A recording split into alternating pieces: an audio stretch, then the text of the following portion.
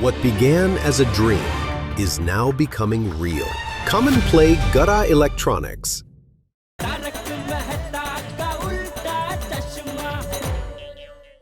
यकीन नहीं हो रहा है बबीता जी ने ऐसा कहा, क्योंकि आज तक उनके बर्ताव से कभी ऐसा नहीं लगा कि वो अय्यर भाई से प्यार नहीं करते।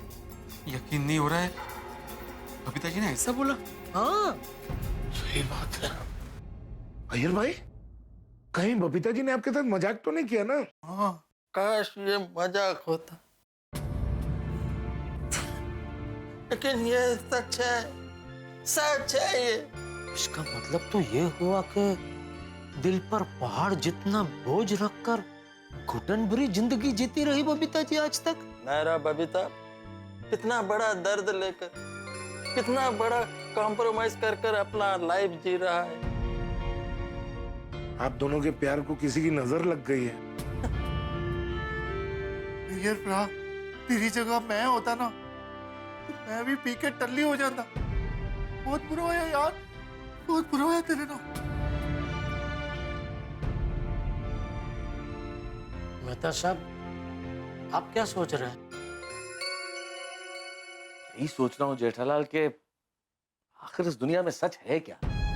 जो दिखता है वो तो सच होता नहीं। इतने सालों से हम लोग साथ रह रहे हैं, इतने सालों से हम अय्यर भाई बबीता जी को इतना खुश देख रहे हैं, लेकिन हमें भनक तक नहीं लगी और इन लोगों का रिश्ता हम लोगों के लिए एक पहेली बन गया। हाँ, माना कि हम लोग नहीं समझ पाए, लेकिन अय्यर भाई को भी पता नहीं चला। और अय्यर, परसों ही तुमने इतने शानदार तरीके से प्रपोजल भी मनाया ना।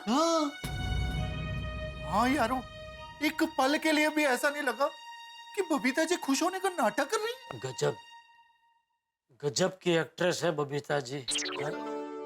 नहीं, इंसान अगर खुश हो तो दुखी होने की एक्टिंग तो आसानी से कर सकता है, लेकिन दुखी हो तो खुश होने की एक्टिंग करना बहुत बहुत मुश्किल है। जेठा भाई, बहुत गहरी बात कही है आपने। सचमुच बहुत गहरी बात जेठालाल। दो दिल टूटे, दो दिल हारे। मैं तो सब, मेरे को तो कुछ समझ में ही नहीं आ रहा कि क्या करूं। ऐसे हालत में दिल दिमाग पे काबू रखना बहुत जरूरी है, वरना इंसान डिप्रेशन में चला जाता है। अय्यर भाई, मेरी तरह मन मजबूत रखिए। अरे मेरा दुख तो देखिए आप, मेरी अब तक शादी नहीं हुई है, लेकिन मैंने हिम्मत नहीं हारी। मेरी जगह कोई और होता तो कब का डिप्रेशन में चला गया होता, लेकिन मुझे देखिए, मैंने अपना मन मजबूत रखा है। दोस्तों, मेरे को तो कुछ समझ में नहीं आ रहा है मैं क्या करूं। अंदर से पूरा टूट चुका हूं।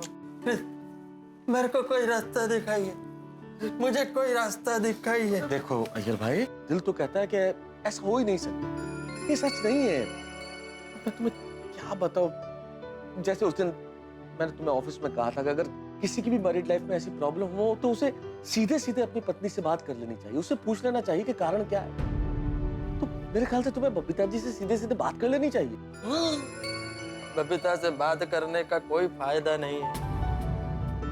बबीता के मन का बात तो सामने आ गया, और इतने सालों से जो बात उसने अपने मन में छुपा के रखा था, जब उसको पता चलेगा कि ये बात सबको मालूम पड़ गया है तो वो कितना दुखी होगा। और उसको ये सोचकर तो और दुख होगा कि सब लोग उसके बारे में क्या सोचेंगे। भले ही बबीता मेरे से प्यार नहीं करता, मैं बबीता को बहुत प्यार करता हूँ। मैं उसको और दुखी नहीं कर सकता। नहीं, बिल्कुल सही कह रहे हैं यार भाई, आप बराबर है। वाह वाह यार भाई, वाह, मान गए आप। क्या सोच है आपकी। आज पता चला आप बबीता जी से कितना प्यार करते हैं, कितना सोचते हैं बबीता जी के बारे में। बबीता जी दुखी है तो उनको और दुखी नहीं करना चाहते। वाह, आप वाकई में पति नंबर 1 है यार भाई। हाँ यार, तुसी पति नंबर 1 हो यार। बबीता अपने खुशियों का गला घोट देगा, लेकिन मेरे को, उनके पेरेंट्स को और सोसाइटी वालों को कभी दुखी नहीं करेगा। देवा कसलं धर्म संकट रे बाबा हे. भगवान भी कैसी कैसी परीक्षा लेता है. सही बात. दोस्तों, आप लोग ही मेरे सुख दुख का साथी है. आप ही बताइए मैं क्या करूं. यार हम सबके लिए ये खबर इतनी शॉकिंग है कि जैसे आसमान सिर पे गिर पड़ा हो भाई. हमारा तो दिमाग ने ही काम करना बंद कर दिया. हम तो कुछ सोच ही नहीं पा रहे, तो हम तुम्हें क्या बताएं कि क्या करना चाहिए क्या नहीं. बिल्कुल यार भाई, हमको भी क्या है, आघात से जरा बाहर आने दीजिए. क्या एक बार मन स्थिर होगा तो ही सोच पाएंगे ना कि इसमें अभी क्या कर सकते हैं. दया का फोन है. हाँ दया. हाँ टप्पू के पापा, आप चलने गए हो कि दुकान के लिए निकल गए हो? अरे ऐसे कैसे दुकान के लिए जा सकता हूँ दया. हाँ मैं भी वही सोचूं कि आपने चाय नाश्ता तो किया नहीं, फिर दुकान के लिए कैसे निकल सकते हैं. फिर सोचा तुम्हारू तो भलो पूछूं. शायद दुकान में कोई जरूरी काम याद आ गया हो और आप दुकान के लिए निकल गए हो तो. अरे दया, अभी मैं नहाया भी नहीं हूँ. बिना नहाए बिना पूजा किए कैसे जा सकता हूँ दुकान. हाँ बराबर, वो भी है. हाँ. तो अभी चलना हो गया कि बाकी है? हाँ नहीं, अभी थोड़ा बाकी है. हाँ? अभी भी चलना बाकी है? हाँ. पूरे 1 महीने का एक साथ ही चल लेंगे क्या? नहीं बस थोड़ा, बस अभी हो जाएगा, आ रहा हूँ. हाँ देखिए जल्दी आ जाना, गर्मा गर्म नाश्ता आपका इंतजार कर रहा है. हाँ आ रहा हूँ. हाँ. वरना सारा नाश्ता मैं खा जाऊंगी. अरे आ रहा हूँ भाई, आ रहा हूँ. हाँ चलो दोस्तों, अभी निकलना पड़ेगा क्या, वरना बापूजी और दया मुझे ढूंढने के लिए निकल पड़ेंगे. नहीं नहीं नहीं, आप लोग मेरे को बिना एडवाइस दिए नहीं जा सकते. तो यार हम तुम्हारा दर्द समझ सकते हैं, लेकिन तुम्हारी और बबीता जी की प्रॉब्लम कोई साधारण समस्या नहीं है भाई. ये इतनी गंभीर समस्या है कि इस समस्या पे बिना कुछ सोचे समझे एकदम से तुरंत हमको एडवाइस नहीं दे सकते. सही बात है यार भाई. यार एक काम करते हैं, घर जाके फ्रेश होके हम लोग वापस यहाँ पे मिलते हैं. हाँ सुडी, फिर यहाँ मिलेंगे तो हमारी पत्नियों को शक नहीं हो जाएगा कि कुछ गड़बड़ है. ये भी ठीक है. हाँ तो एक काम करे, घर जाकर फ्रेश होके 1 घंटे बाद मेरे गोडाउन पे मिले. क्या बढ़िया आइडिया. अप्रतिम आइडिया. Thank you Jethalal. अरे पोपटलाल, हाँ? वो क्या है, घर से निकलते समय मैंने बबीता को कहा था कि मैं ऑफिस जा रहा हूँ, तो मैं थोड़ी देर तुम्हारे घर में रुक सकता हूँ. तो फिर बाद में हम दोनों साथ में ही जेठालाल के गोडाउन में चले जाएंगे. अरे यार भाई, ये भी कोई पूछने की बात है. हाँ, अरे उसमें क्या है यार, आप बेफिक्र करो. चलो चलते हैं. ओके. हाँ. Jethalal thank you. अरे थैंक यू सो मच यार भाई. बेफिक्र रहिए, सब ठीक हो जाएगा. हाँ? बेफिक्र. अरे यार बिल्कुल रोने की जरूरत नहीं है, घबराने की जरूरत नहीं है. हाँ हम सब लोग परिवार के सदस्य हैं. No thanks. यस रात उसे बिल्कुल फिक्र ना करो, देखना वाहिगुरु जी सब ठीक करेंगे. टेंशन मत लो. और हम सब मिलते हैं गोडाउन में. बिल्कुल चिंता मत करना यार भाई, सब ठीक हो जाएगा. हाँ अच्छा, ध्यान रखना यार भाई. आप चिंता मत कीजिए. Okay okay okay. पोपटलाल भाई थैंक यू. सब ठीक हो जाएगा, सब ठीक हो जाएगा. अब बिल्कुल टेंशन मत लीजिए. बैठिए बैठिए शांति से. आप कुछ लेंगे? नहीं थैंक यू. टप्पू के पापा कहाँ रह गए?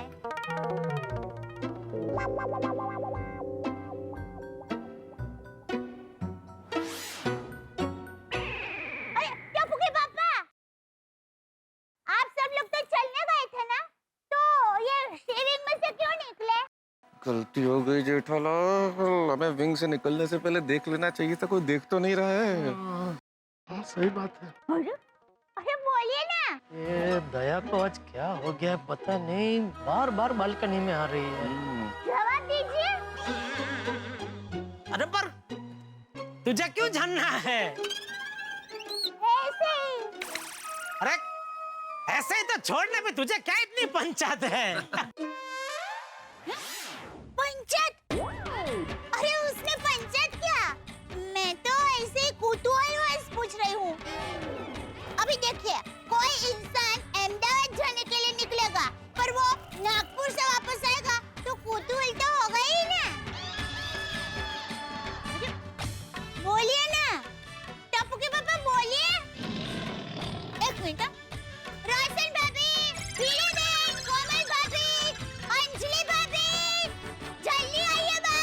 जेठालाल सगळ्यांना का बोलवतोय? काय करू मी याचं सॉरी. क्या हुआ दया भाभी? अरे वाह, आप सब चल के वापस आ गए. हाँ रोशन भाभी, ये सब लोग साथ में चलने तो गए थे, लेकिन सी विंग में से बाहर निकले हैं. और कोई बता ही नहीं रहा है कि वहाँ पे क्यों गए थे.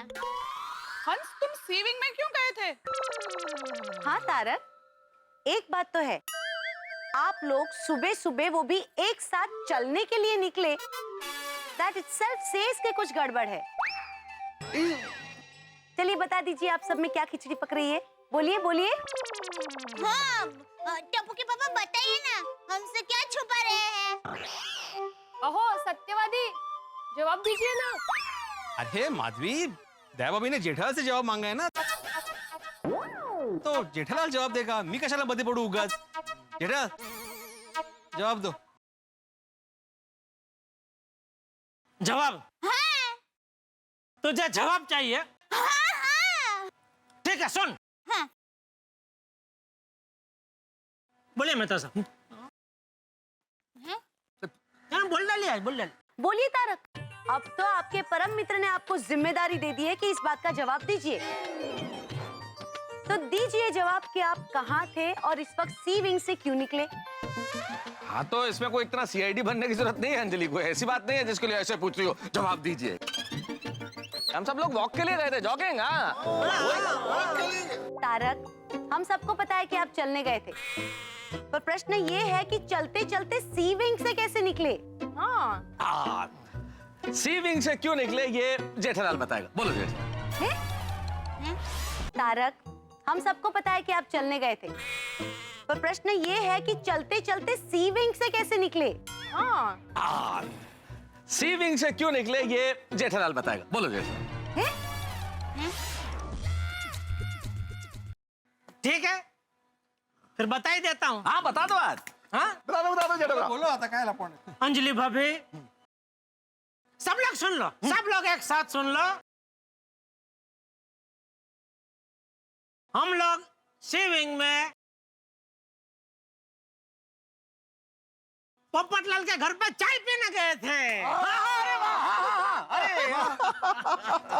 चाय. क्या वो हमारे साथ चलने नहीं आया ना, तो रास्ते में आते आते हम सब ने नक्की किया कि चलो पोपटलाल को सजा देते हैं. उसके घर पे जाते हैं, सब चाय पीते और उसका सारा दूध खत्म कर देते. और सारा दूध डाल के मैंने पंजाब स्टाइल दूध वाली चाय बनाई और सारा दूध खत्म कर दिया. ओह अच्छा. लेकिन सिर्फ चाय मिली, साथ में बिस्किट वगैरह कुछ नहीं था. बिस्कुट होता ना तो चाय का मजा और बढ़ जाता. लेकिन चाय लेकिन जबरदस्त बनाई है सोडे ने. सोडे मजा आ गया. रोशन, घर पे तू कभी चाय नहीं बनाता है. रोशन डार्लिंग, ओ यार तू इतनी बढ़िया अमृतसरी लस्सी बनाती है, चाय कौन पिएगा मेरे हाथ की बनी. अरे कमाल चाय बनाई यार. जबरदस्त मजा आ गया. थैंक यू यार, थैंक यू. मस्त बनवलं त्याच्या. अच्छा हुआ यार सुबह सुबह ऑफिस चला गया, नहीं तो आपको उसके लिए अलग से कॉफी बनानी पड़ती. बबीता जी का ये हंसता चेहरा देख के कोई ये नहीं कह सकता कि अंदर से वो कितनी दुखी है. क्या बात है. देखो अय्यर भाई को और सीखो उनसे. सुबह सुबह तैयार होके फटाफट ऑफिस निकल गए और आप सब चलते चलते सी विंग में चाय पीने चले गए. गलती हो गई ना अंजलि. हम लोगों ने बेचारों ने सुबह सुबह चाय पी ली. गलती हो गई हमसे. वैसे ही तुमने मेरा सब भोजन तो बंद कर ही रखा है. आज से चाय भी बंद कर दो. टप्पू के पापा. हाँ. लेकिन एक सोचने वाली बात ये है कि मैंने जब आपको फाइन किया था तब आपने कहा कि आप चल रहे हैं, तो फिर कब आप यहाँ सोसाइटी में आए, कब पोपट भाई के घर गए, कब चाय बनाई, कब चाय पी और कब यहाँ आप सोसाइटी कंपाउंड में आ गए. सब इतना फास्ट कैसे हो गया. भाई आजकल टाइम कितना फास्ट चल रहा है दया. अभी देखना, कल ही की बात लग रही है ना. हमारी शादी हुई, फिर टप्पू का जन्म हुआ, टप्पू बड़ा हो गया, कॉलेज जाने लगा. पता चला कितना फास्ट जा रहा है टाइम आजकल. हाँ लेकिन आज कुछ ज्यादा ही फास्ट हो गया है. अरे तब क्या मतलब, क्या करूं मैं. क्या क्या शांत गदाधारी भीम शांत. अबे क्या तू क्या चाहती है, घर पे आऊं कि इधर ही खड़े रहे और तेरे सवाल चलते रहे? नहीं, सॉरी, आप ऊपर आइए, मैं चाय नाश्ता तैयारी रखती हूँ। आइए। अहो या लवकर. ये बीवियों को भगवान ने पता नहीं किस मिट्टी से बनाया है, उनको भनक लगी जाती है कहीं कुछ ना कुछ गड़बड़ है। हाँ पर ये प्रागो तो कोई पनक ही नहीं लगी यार। यार बीवी थोड़ी है, वो तो बेचारा पति है ना, पति। हाँ और हम पति तो होते ही भोले हैं। यही बात है। चलो भाइयों अभी जाते हैं, वरना हमारी बीवियां वापस बाहर आ जाएगी बुलाने के लिए, और 1 घंटे बाद मिलते हैं गोडाउन पे, ठीक है? चलो। ओके आतिफ भाई।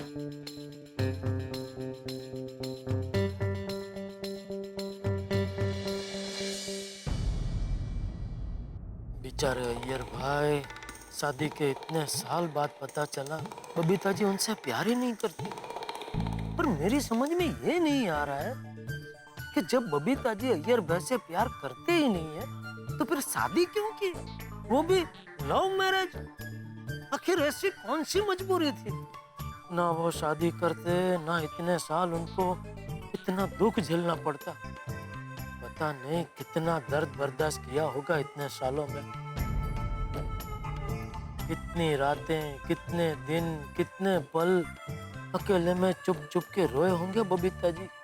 आखिर क्यों इतने साल बबीता जी चुपचाप दर्द का सागर खुद में समेटे रहे, क्यों?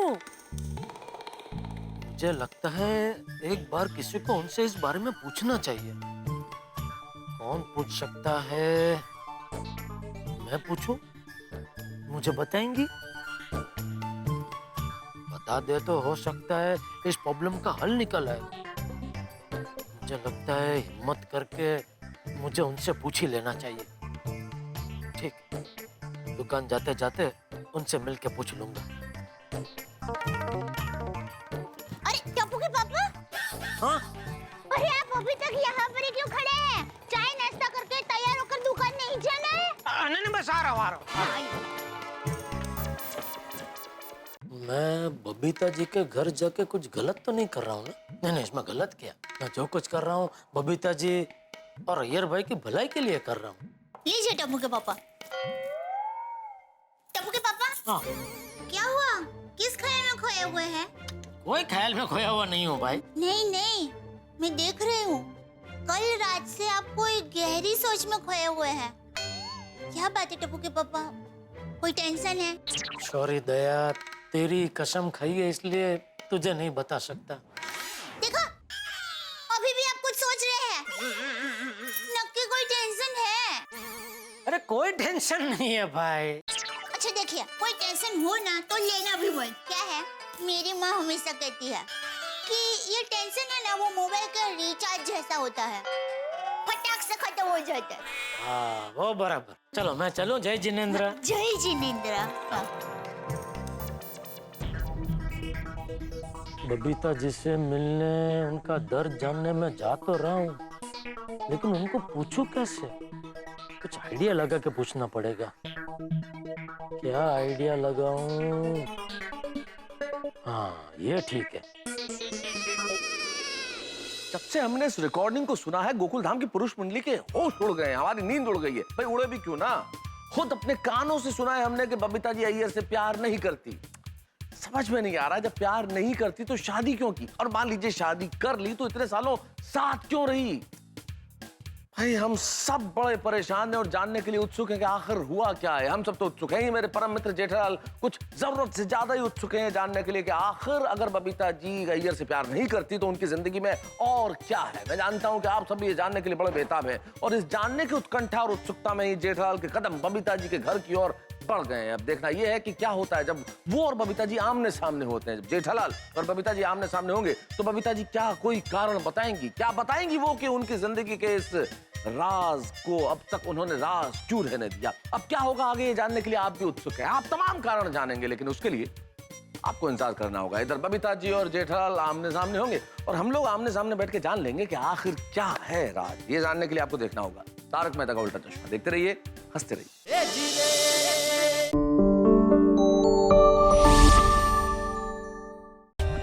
For more updates, subscribe to our channel, click the show links and enjoy watching the videos.